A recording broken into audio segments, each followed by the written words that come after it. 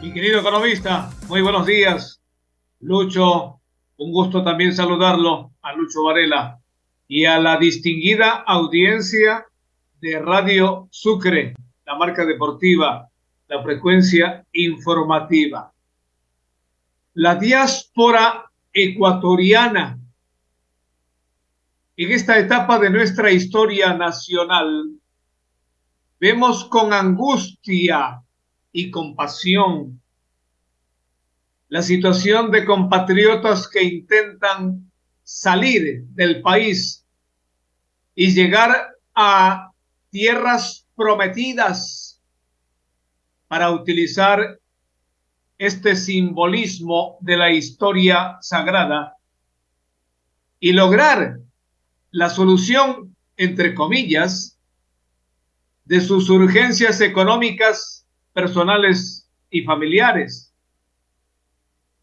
No hay condición adversa que los detenga y el problema va creciendo hasta convertirse en tema de tratamiento por parte de organismos internacionales, menos para el gobierno nacional del Ecuador.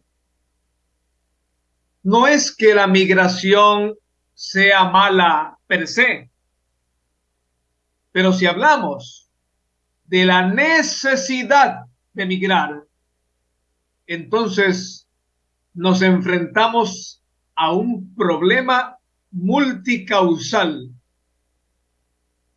Tampoco es malo recordar para comprender que las migraciones son concomitantes al desarrollo de la vida del ser humano. Migraron los cavernícolas, migraron los miembros de antiguas civilizaciones como los sumerios, los acadios, los sirios, migraron en su afán de conquista vikingos, romanos, portugueses y españoles. Solo por mencionar unos cuantos.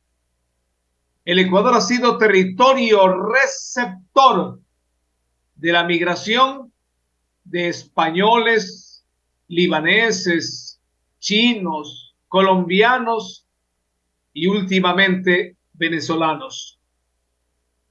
Cuando la migración tiene que darse como una urgencia, es entonces cuando se refleja una serie de causas para que los ciudadanos persistan en una travesía cuasi mortal, como es el paso de la selva del Darién.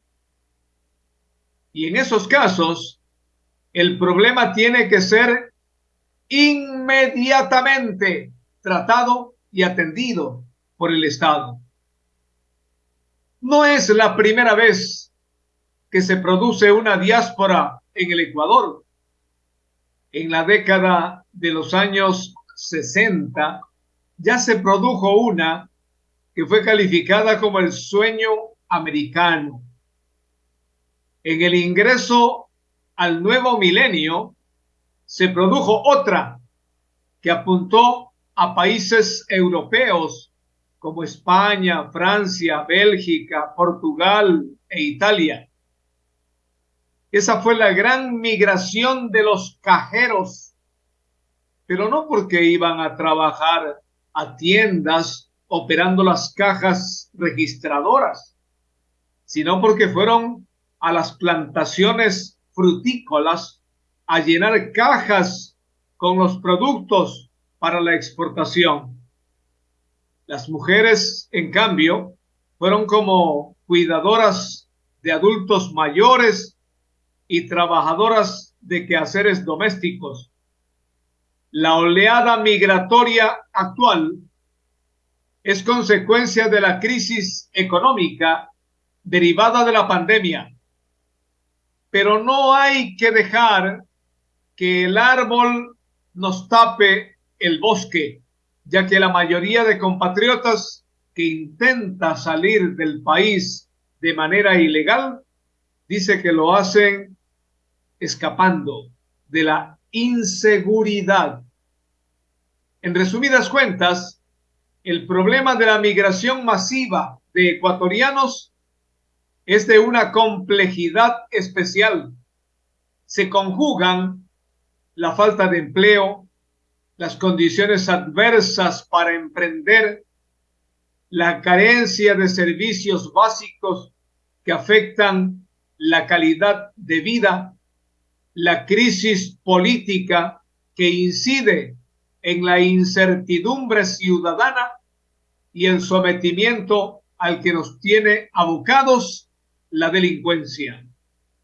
A inicios del nuevo milenio, las provincias de Azuay y Cañar se convirtieron en las cunas de migrantes ecuatorianos que no escatimaron nada para viajar a Europa, vendiendo casas, sembríos y rebaños, y encima de todo, endeudándose para pagar al coyotero.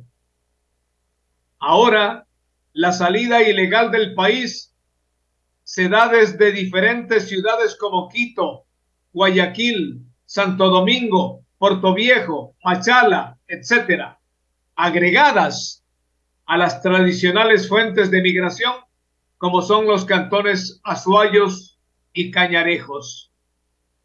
Queda claro que la supuesta bonanza económica que bañó al Ecuador entre el 2007 y el 2017 solo fue un espejismo elaborado. Nos hablaron con altisonancia del cambio de la matriz productiva, el cambio de la matriz energética, el ingreso del Ecuador a la era industrial, el ingreso del país a la era espacial con el satélite Pegasus. Y todo fue mentira, porque si hubiera sido realidad, con pandemia y todo, los ecuatorianos no hubiesen tenido que verse obligados a cruzar el Darién.